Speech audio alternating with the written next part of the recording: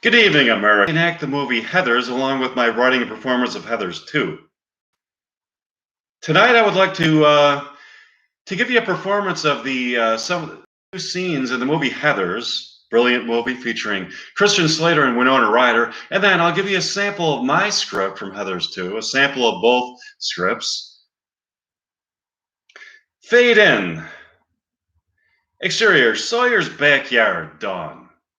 Elegiac music murmurs as three female foot pairs of legs and skirts break from tableau to gently engage in croquet. A blue mallet hits a blue ball through a wicket, a green mallet knocks a green ball, and a yellow mallet pushes forward a yellow ball, all enticing syncopation. Suddenly a red ball rockets through the dew-covered grass and hits the green ball. The legs all stop moving as a fourth pair of legs, this one in stylish shoes and stockings, marches to the red ball and steps on it. A red mallet is brought down hard on the red ball, causing the adjacent green ball to thunder out of view.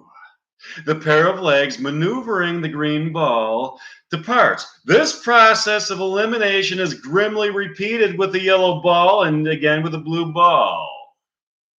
However, when the blue meloded player makes her sad exit, the viewer's viewpoint glides along with this particular pair of legs. Ah.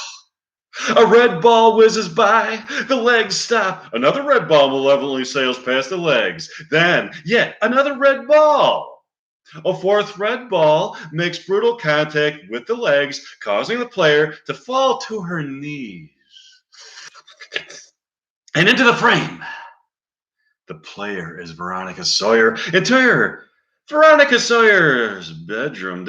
Veronica Sawyer, a sullen 17-year-old beauty, lies atop her bed, dressed in chic but understated ensemble.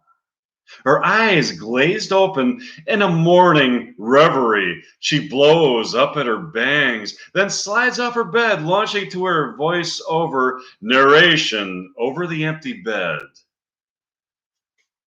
Heather told me she teaches people real life. Interior high school hallway. Dave.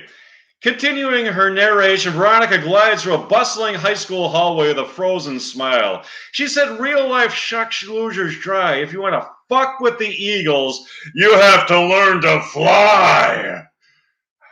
Interior hallway outside cafeteria. Dave. With her back turned to the viewer, Veronica stands at the outskirts of the cafeteria entrance. The viewer's viewpoint approaches, and finally, curls around Veronica to reveal that she is writing in a diary wearing a monocle. I said you teach people how to spread their wings and fly? She said yes. The diary page. Veronica's pen sways across the diary page, forming words echoed by her voice over. I said, you're beautiful. A sudden off-screen bark from Heather McNamara causes the pen to recklessly rocket across the written words. Heather McNamara. God, come on, Veronica. Veronica coolly pops the monocle from her eye before angrily addressing the amusingly robust, conventionally beautiful, trendily coiffed Heather McNamara. What's your damage, Heather? You ruined my... God, I'm so sure. Don't blame me, blame Heather. She told me to haul your ass into the caf pronto. Back me up, Heather. From behind Heather McNamara emerges a similarly trendily accessorized, but noticeably more inhibited wave, Heather Duke. She is clutching a tattered copy of The Catcher in the Rye. Yeah, she really wants to talk to you. Okay, I'm going, Jesus. Interior, inside the cafeteria day, Veronica, flanked by Heather McNamara and Heather Duke, strides into the lunchroom pandemonium. The stunning Heather Chandler turns from the tray before her toward her incoming comrades. She is just stylishly and expensively, but not trendily, her hair dramatically tied back. Veronica. Hello, Heather. Pulling out a rumpled piece of yellow paper, Heather Chandler smiles. The content of what Heather says is consistently offensive, but the tone in which she speaks is sexy, dangerous, and mysterious. She is a mythic bitch. Veronica Fenley, I got a paper of Kurt Kelly's. I need you to forge a hot and horny, but realistically low-key note, and Kurt's handwriting will slip into Martha Dump Truck's lunch tray. Shit, Heather. I don't have anything against Martha Dunstock. You don't have anything for her either. Come on. It'll be very. They don't look at for shower nazzle masturbation material for weeks. I'll think about it. Don't think. POV, point of view on cafeteria line. Unattractive and quite overweight, Martha Dunstock / dump truck guiltily plops 2 jellos on her tray and clunks forward in line. Cafeteria entrance. Veronica's arm seemingly involuntarily latches onto the outstretched pen. Splendid. I'll dictate, Veronica. Need something to write on. Heather, bend over. Both Heather McNamara and Heather Duke bend over. Heather Chandler violently laughs. Oh, nice. Heather McNamara and Heather Duke stand erect, embarrassed. Heather Duke, back down. Veronica scurries to the contorting Heather Duke. Dear Martha, you're so sweet. The jocks table. The traditionally handsome Kurt Kelly and the massive Ram sit with the other typical jocks, taking in Veronica and the Heathers. It'd be so righteous to be in a Veronica Sawyer, Heather Chandler sandwich. Punch it in, Ram. Kurt and Ram raise their right arms and slam their fists together. Hell yes! I want to set a Heather on Maud Johnson and just start spinning her like a fucking pinwheel. Come on, people. Let's give that leftover lunch money to people without lunches. Those tater tots you threw away today are a delicacy in Africa. They're Thanksgiving dinner. God, aren't they fed yet? Do they even have Thanksgiving in Africa? Oh, sure. Pilgrims, Indians, tater tots. It's a real party continent. So, guess what today is? Ouch! The lunchtime poll. So, what's the question? God damn, Heather! You were with me in study hall when I thought of it. Such a pillowcase. I forget. Hey, this question wouldn't be that bizarro thing you were babbling about over the phone last night, would it? Shut up. Of course it is. I told Dennis if he gave me another topic that was political, I'd spew burrito chunks. Sorry, Veronica. Betty Finn, gosh. I'm sorry I couldn't make it to your birthday party last month. That's okay. Your mom said you had a big date. I'd probably skip my own birthday party for a date.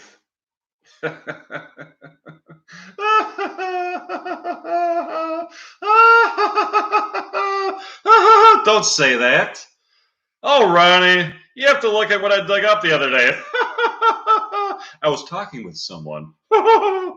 Culinary impressed. I thought you grew out of Betty Finn. Huh? Cafeteria entrance. A gnarly melange of chicken and potatoes is scraped off a plate into a cafeteria trash can. As Veronica and the Heathers stroll by outside. Veronica pauses to peer in at the James Dean-esque guy. God, Veronica, drool much? His name's Jason Dean. He's in my American history. Give me the clipboard. As Veronica walks off, Heather America oinks out some amusing sexual noises.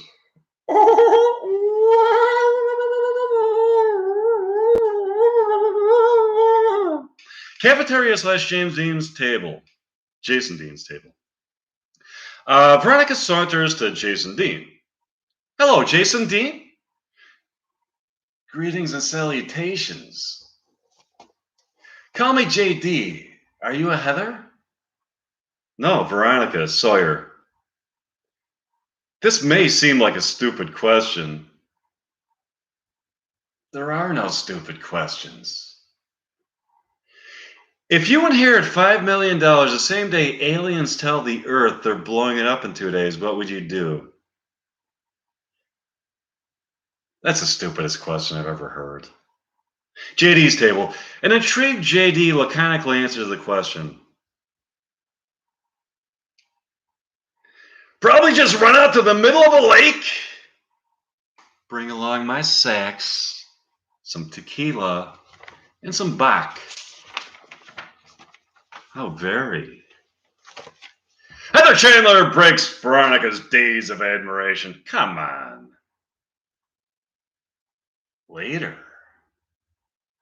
Definitely. Exterior, outside 7-Eleven night. A Volkswagen Cabriolet pulls up in front of a 7-Eleven. Heather Chandler at the wheel. Veronica pops out of the car into the store. Heather Chandler clambers her. Corn nuts! Plain or BQ? BQ. Stylishly dressed to massacre, Veronica reaches out to a bag of corn nuts. As JD's off-screen voice disarms her. You gonna pull a slushy with that? No. But if you're nice to me, I'll buy you a Slurpee. I see you know your convenience speak pretty well. I've been moved around all my life. Dallas, Baton Rouge, Vegas, Sherwood, Ohio. There's always been a snappy snack shack. Any town, anytime. I could pop a ham and cheese in the microwave and feast on a turbo dog. It keeps me sane. Really? That thing in the calf today was pretty severe. The extreme always makes an impression, but you're right, it was severe. Did you say you wanted a grape or a cherry slushy? I didn't. Cherry. Interior Veronica's bedroom night. The viewer is taken back and forth from a shattered post-party Veronica to the traumatic dormitory party itself. The sobbing, monocled Veronica writes at her desk. Dear Diary, I want to kill, and you have to believe. Damn pen. Veronica frenziedly scribbles, trying to get her pen to write. She throws a pen across the room and pulls out another. You have to believe it's more than just selfish reasons, more than just a spoke in my menstrual cycle. You have to believe me. Interior Veronica's bedroom night. Betty Finn was a true friend, and I sold her out for a bunch of Swatch dogs and Diet Coke heads. Killing Heather? Be like offing the Wicked Witch of the West. Or is it East? West? I sound like a fucking psycho. Tomorrow I'll be kissing her aerobicized ass, but tonight, let me dream of a world without Heather.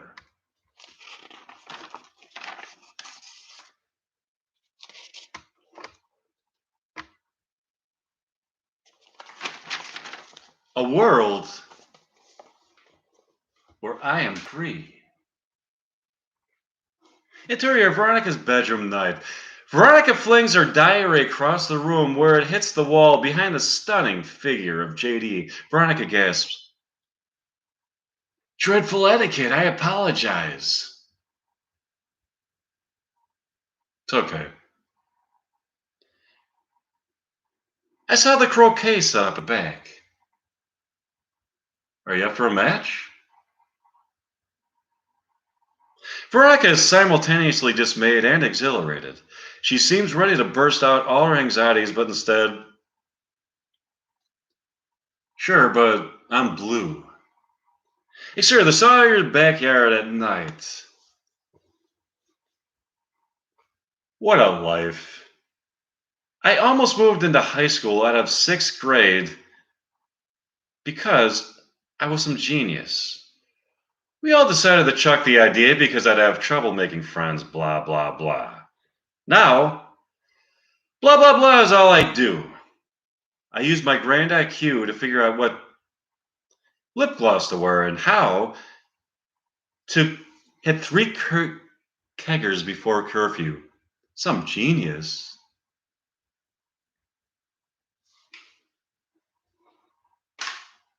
Heather Chandler is one bitch that deserves to die.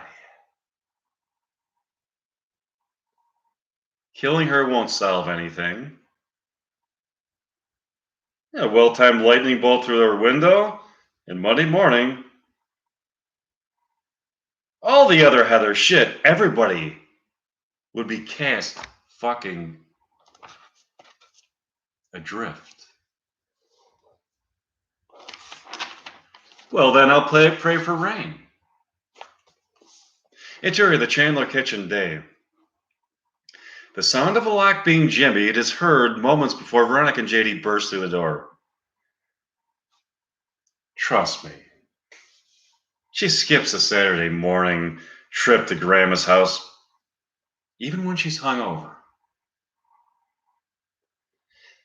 Then let's just concoct ourselves a little hangover cure that'll induce her to spew red, white, and blue. Veronica opens the refrigerator. JD opens the cupboard beneath the sink. What about milk and orange juice?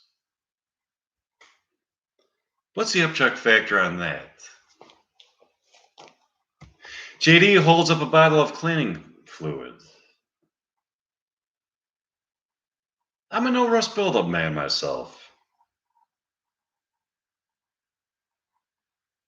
Don't be a dick. That stuff will kill her. Veronica and JD make queasy eye contact. Veronica descends back into the refrigerator with some worked up enthusiasm as JD suavely pours bits of various toxic containers, detergent, scouring powder into a glass beer mug. Okay.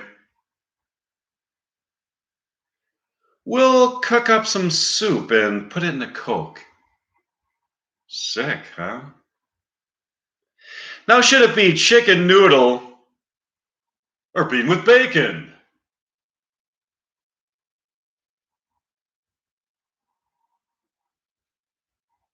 Man, Veronica, pull the plug on that shit. I say we go with Big Blue.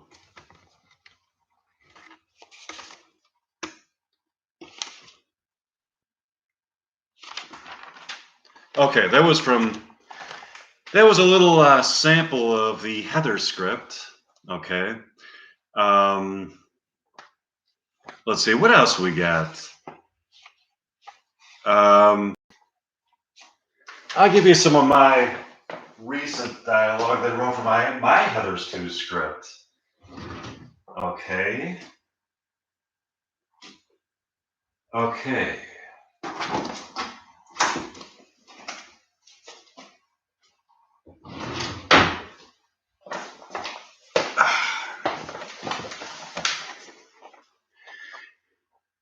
Here it comes.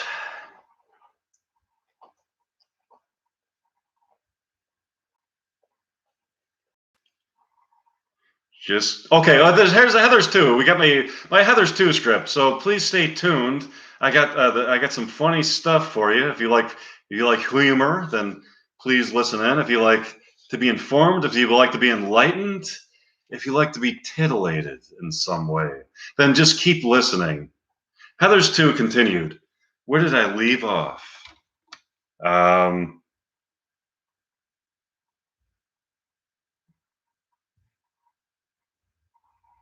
um, okay, here we go. I agree with that. The events that take place on planet Earth at Westerberg High School are mirrored by the events that take place at Westerberg High School on planet John and Q, with some alternative details. Correspondingly, the events that take place in real life, in the real lives of the actors who portray the characters in Heathers, will mirror somewhat the events that take place at Westerberg High School on planet John and Q. For this reason, Mike Meyer will be dating Winona Ryder in the future. It is predestined for the fact that Westerberg High School on planet John and Q mirrors the events of Westerberg High School on planet Earth. That's amazing. Meanwhile, at Westerberg High School on planet Earth, Dalton Donner is giving a lecture to his science students about the search for extraterrestrial intelligence in the universe. He works with this branch of NASA, SETI, S-E-T-I, the search for extraterrestrial intelligence, and has a lot to say about it. Good morning, students. Welcome to class. Today, I will be discussing life on other planets. For starters, do any of you believe in life on other planets? A guy named Harlan raises his hand to respond. Yes, Harlan, do you believe? I must admit, I am quite skeptical. I want so much to believe. I think it would be so fulfilling for the human race to interact with an alien species. What if I were to tell you that I know that life does exist on other planets? I would say that I need some bona fide evidence of that assertion. I have such evidence.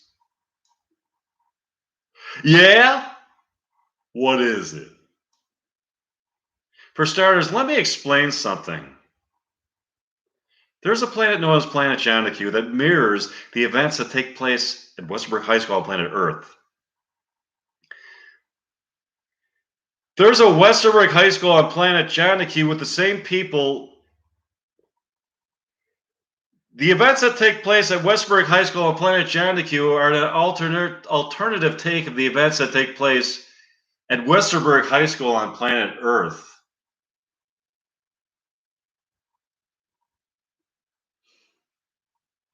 How do you know this?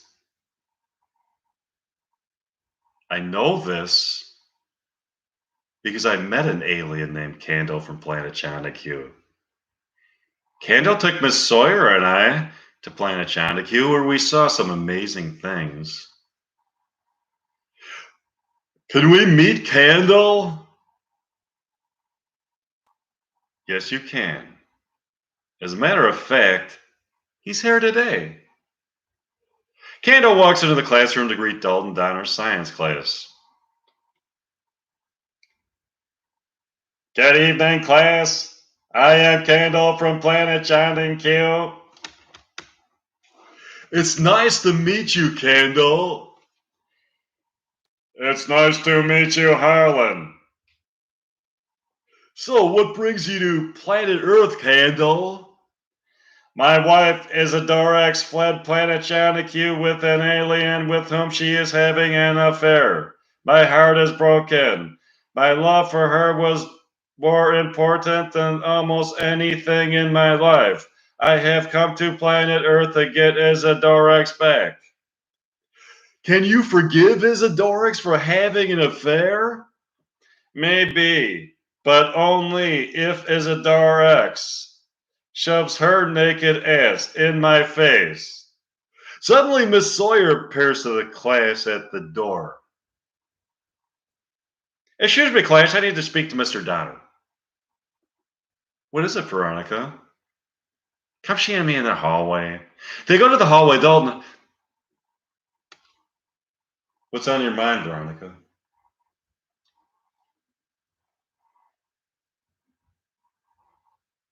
Would you like to go to the movies tonight? Sure, Veronica. What would you like to see? There's a movie being shown there featuring Mike Meyer and Winona Ryder called Love Destiny. I would love to go. It's nice to look into your eyes of welcoming serenity. Oh, how I've yearned to kiss your soft lips of luxury and touch your hair, Veronica.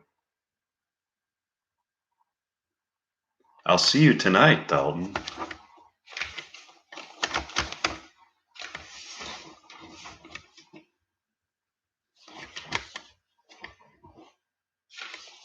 Dalton Donner and Miss Sawyer go to the movies that night to see the movie Love Destiny featuring Mike Meyer and Winona Ryder at the Dream Love Theater. Mike walks up to the concession booth to buy a bucket of popcorn for himself and Winona. When he sees a student of his, Bertha. Hi, Mr. Donner. How surprising to see you here. I'm here with Miss Sawyer tonight. I can see that. Suddenly, Bertha grabs some candy and a bucket of popcorn and runs out of the theater screaming. Mr. Donner looks at the theater in play with disbelief. What was that? Do you know her? Yeah, she's a student of mine. She's in my science class.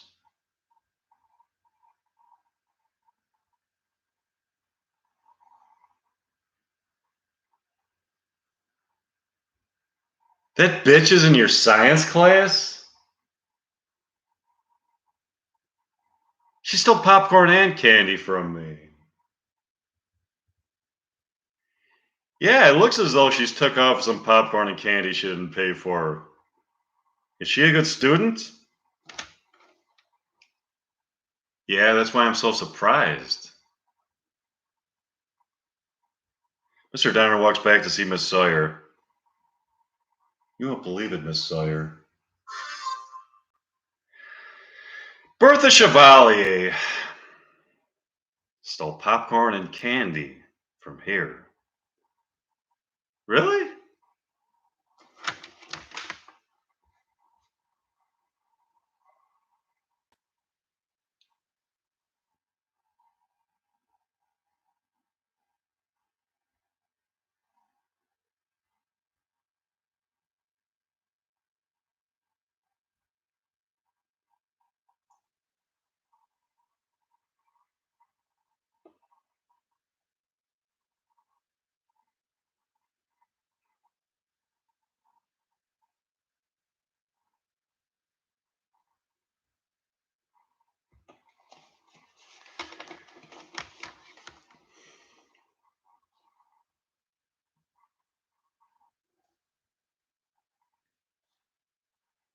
She stole popcorn and candy from here?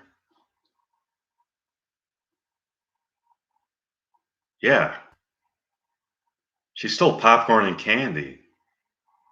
She took off with the popcorn and candy. It's just popcorn and candy. Let her have the popcorn and candy. Okay. Dalton Donner and Miss Sawyer are watching Love Destiny at the Dreamland Theater. Mr. Donner looks into Miss Sawyer's eyes and speaks to her.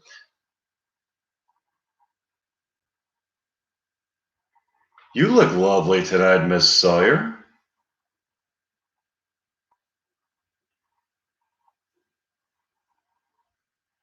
Thanks, Dalton. I think I need a snack. You want more snacks? Sure, that would be delicious. What is it that you want?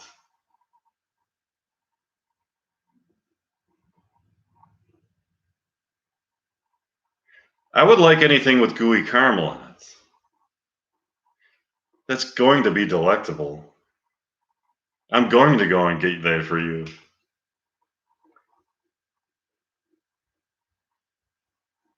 Mr. Donner walks up to the concession booth. He sees a theater in play there named Penelope. Good evening. I'm here with my date, Veronica Sawyer. She has requested a snack from this here concession booth. A snack? That's what we have. Snacks.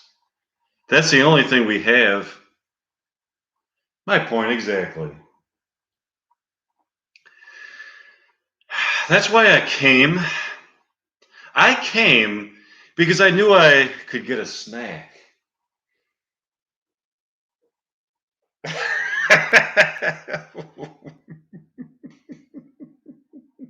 What kind of snack would you like?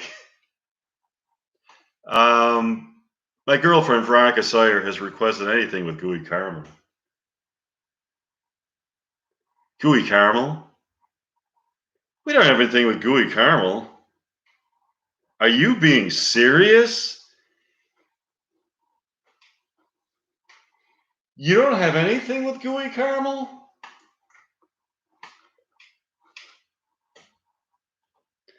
This is a movie theater concession booth. There has to be something here with gooey caramel in it.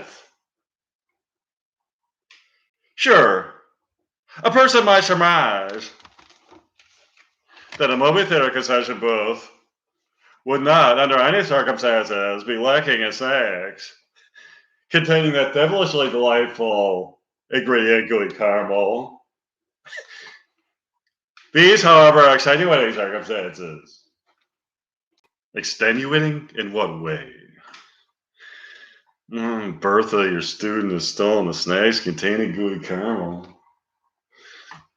Also, her and her minions have stopped production of any food items containing gooey caramel. She's a quiet and evil person.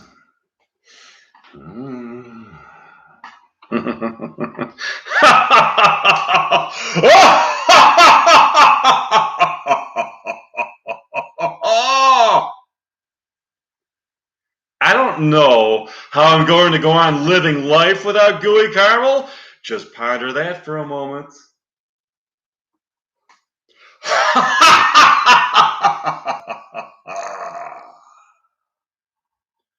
What about love? You have that? Yeah, I love love, but I want my fucking gooey caramel. Then we must stop Bertha.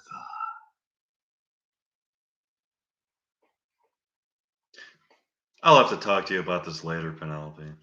I need to go see the woman I love, Miss Sawyer. I'll see you later, Dalton. Dalton Donner goes back to his seat next to Miss Sawyer. Where's our snacks? They didn't have anything snacks with gooey caramel. I love you, Veronica. That's wonderful. I love you too. Where's our fucking snacks?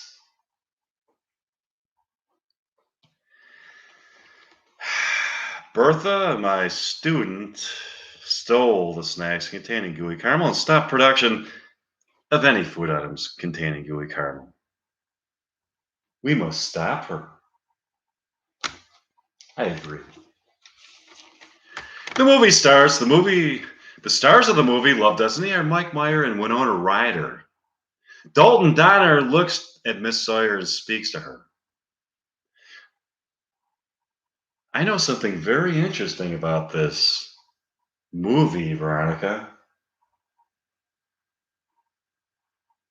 Yeah, is that, Dalton?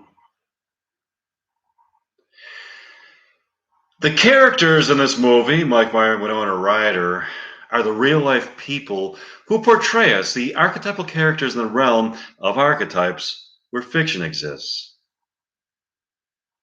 Really? That's fascinating.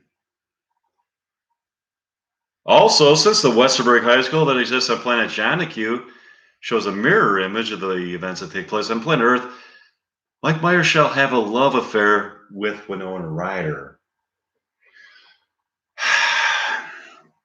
It is destiny. That's beautiful, Dalton. I agree. Do you know what else is beautiful?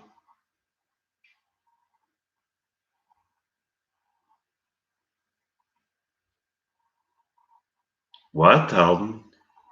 You, Veronica.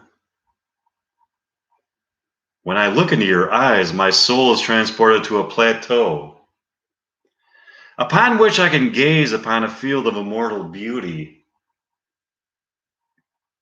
with flowers of eternal wisdom that beckon us to consummate our predestined love.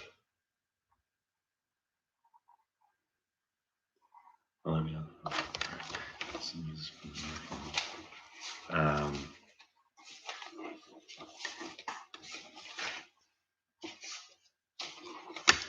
Dalton and Veronica Sawyer are enjoying thoroughly the movie Love Destiny featuring Mike Meyer and Winona Ryder. When Dalton looks into Winona's beautiful eyes and begins speaking to her. The love between you, Winona, and Mike appears to be destiny.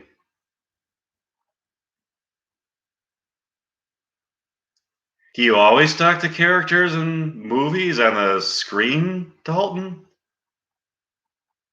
I feel a deep sense of a preordained love between Winona Meyer and Mike Meyer in this movie. It is my belief that in the archetypal realm where fictional movies exist, fiction takes on a reality of its own that transcends the reality that we experience. It is a reality in which awareness is heightened,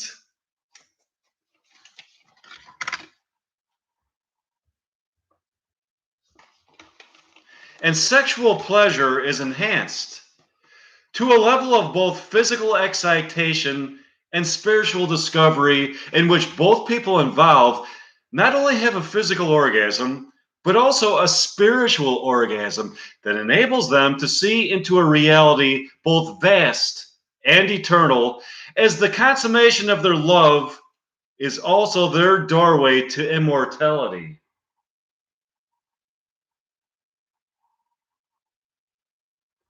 I agree with you, Dalton. Their love seems destined. I feel a deep sense of connection to some of these characters, as if I can communicate with them psychically. That's amazing.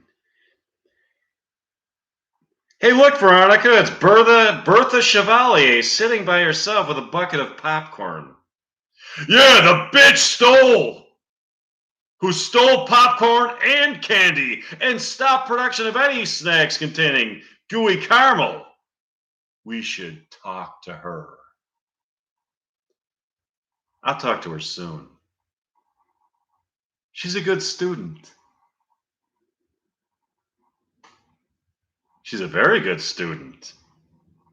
She has a devious side to her and some strange personality quirks, but outside of that, she brings a unique intelligence to class discussions. She's actually kind of fun, but it fucking sucks that she stopped production of snacks containing gooey caramel. That does suck, Dalton. Yes, Veronica, what is it? You better not be cheating on me. Cheating on you? I could never cheat on you. Dalton? Yes, Veronica. I can see lust in your eyes. Lust? In my eyes? Maybe. It's called a lust for knowledge. I'm a teacher. I'm supposed to have that. Thanks for not trusting me. What kind of knowledge are you lusting for, Dalton? The knowledge of what that woman's bare ass would look like if you pulled off her underwear? No, Veronica, it's a lust for scientific knowledge. You are such a dork, Dalton. I got you by the balls. There you go. Don't cheat. I won't. You bring my soul to plateaus of enchantment. Okay.